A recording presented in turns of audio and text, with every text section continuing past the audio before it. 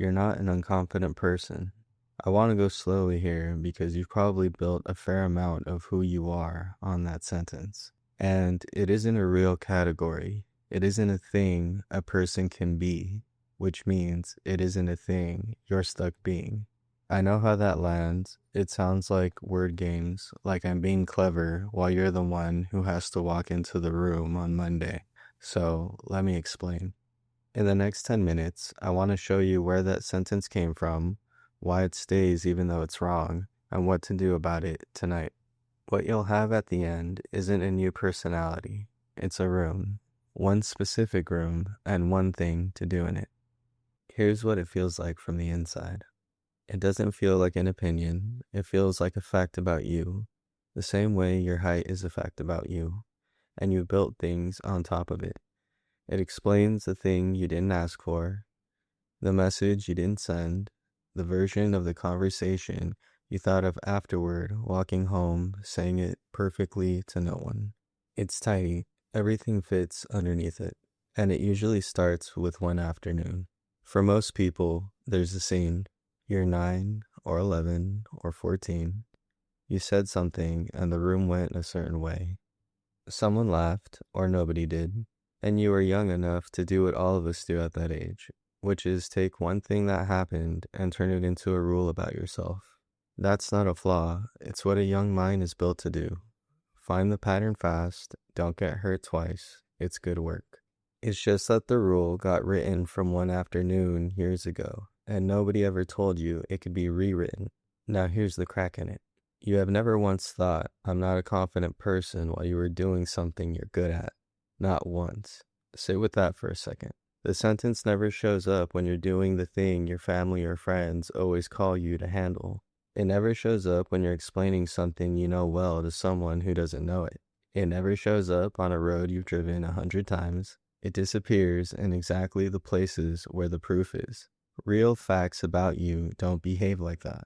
Your height doesn't leave the room when you're comfortable. So whatever this is, it isn't a fact about you. It's a description of a situation that you turned into a description of yourself. And there's a reason for that. It's one of the most solid ideas in this whole field, and it's held up for years. A psychologist named Albert Bandura spent his career on one question. Do you believe you can do a specific thing? Not things in general, one thing. And what he found over and over is that the belief doesn't travel. It stays where you built it. Being sure of yourself in one room tells you almost nothing about how you'll be in the next room because they aren't drawing from the same account, which makes sense the second you look at anyone you know. Think of a nurse who's completely calm at 3 in the morning with someone's heart stopping under her hands, but yet cannot send a wrong plate of food back at a restaurant. She isn't confident in one place and not in the other. She has 11 years of proof in one room and none in the other. That's the whole difference. That's it. Or think of a person who won't say a word when someone is rude to them, and then goes absolutely immovable the second someone is rude to a person they love. The voice comes from somewhere. It was always in there. It just needed a room where they felt they had the right to use it. So what is confidence really? It isn't a mood. It's closer to a memory. It's your brain doing a quick, boring piece of math. Have I done something like this before? And how did it go? And then it hands you back a guess. That warm, steady feeling you're chasing is what's left over after the proof. It comes after. It never comes first. And here's the part I really want you to hear. Confidence is invisible from the inside when you have it. You don't feel confident tying your shoes. You feel nothing at all. There's no glow, no rush, no moment where you notice yourself doing well. It's silent. Which means the only time confidence ever crosses your mind is when it's missing. You've spent your whole life looking only at the rooms where you have no practice, and then calling that a self. You're not wrong about the rooms. You're wrong about how many rooms there are. So here's what to do. 3 parts, and the first one takes about 10 minutes tonight. Grab a piece of paper, not your phone. Write down 10 things that you're good at. And here's the part that makes it work. 10 things you'd be a little embarrassed to admit you're proud of. Not achievements. I'm not talking about the list you'd read out loud to someone. I mean things like you know exactly which drawer everything is in. You can tell what your friend means when she goes quiet on the phone. You're the one who knows when it's time to leave.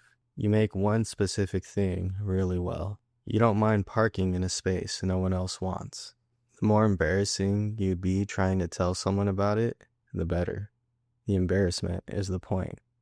If it's easy to write down, it's something you already give yourself credit for, and it won't help you. The ones that make you wince are the ones your brain has been throwing away. This isn't a gratitude list. It's not here to make you feel warm. You're collecting proof against one specific false claim. And when you're done, I'm an unconfident person isn't sad anymore. It's just wrong on paper in your own handwriting. Second, name the actual room. Not I lack confidence. That's too big to do anything with. I mean something like, I can't speak first when there are more than 4 people. Or, I can't ask for what I'm owed. Or, I can't be the one who reaches out again. Get it that small. Get it that specific. You can't fix a personality.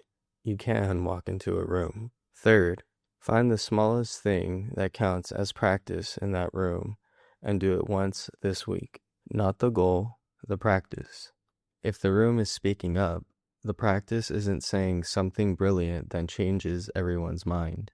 It's saying anything at all in the first 5 minutes. Agreeing with someone out loud. Asking a question you already know the answer to. It doesn't have to be good. You're not performing. You're making a memory for your brain to find next time. And a boring memory works exactly as well as a great one. Here's the honest part. Practice doesn't transfer. Being great at one thing on Friday will not help you on Monday. That's the bad news, and I'm not going to dress it up. But it's also the good news, and I need you to see why. You don't have to become a different person. That was never on the table anyway. You need about 20 tries in one room. That's the point. Now, you're probably going to do this for 3 days and stop. I want to say that before you start, so you know it's normal and not a verdict on you. Because the first try gives you nothing. You'll speak up and you won't feel brave. You'll feel exposed and a little stupid, and you'll be pretty sure that everybody noticed. The second try will feel exactly the same. Confidence shows up late. It arrives after the proof, usually much later than seems fair, and it arrives so quietly that you won't notice the day that it came. Finally, you'll just find yourself, some Tuesday, months from now, having already said the thing. And there's one more thing underneath all of this. I'm going to say this part gently because it isn't an accusation.